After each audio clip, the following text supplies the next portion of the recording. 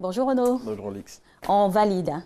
Ah bon, ok. Voilà, Si alors on démarre tout de suite avec le nombre de cas de contamination à la Covid-19 à Bobo, Yopougon, Dévance, Cocody et Marcory, hélas.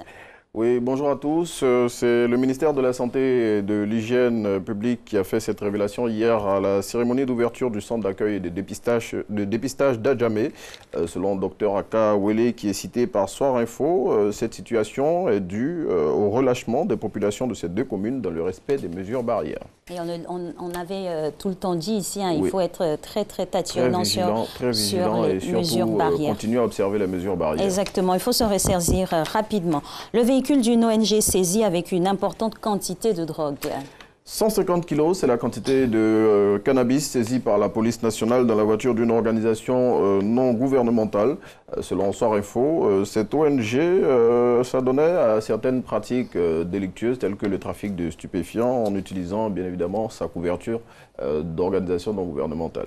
Et ce n'est pas fait pour redorer le blason des ONG qui peinent à faire quand même des efforts pour aider. Voilà.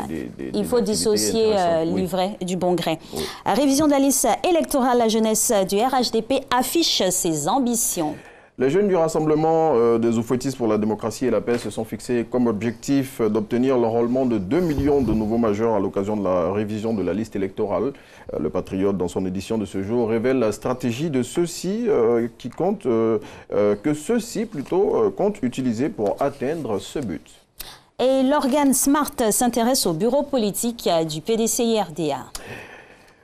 C'est ce que révèle le matin avec cette une. Bédier exclut 1700 membres du bureau politique. Selon le confrère, des personnalités bien connues qui sont à jour de leur cotisation ont été limogées. Toujours selon le matin, d'importantes mesures sécuritaires ont été arrêtées pour verrouiller ce bureau politique au cours duquel les critères de choix du candidat du PDCI pour la présidentielle de 2020 seront élaborés. On passe maintenant, si vous le permettez, Alix, à l'information relative à l'intelligent d'Abidjan qui s'intéresse aussi au bureau politique du PDCI.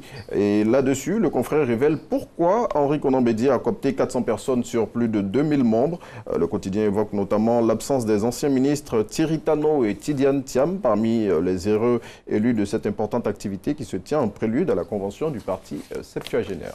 Et le PDCI-RDA s'invite encore à nouveau dans cette revue de presse. Le secrétaire exécutif, chef, explique tout.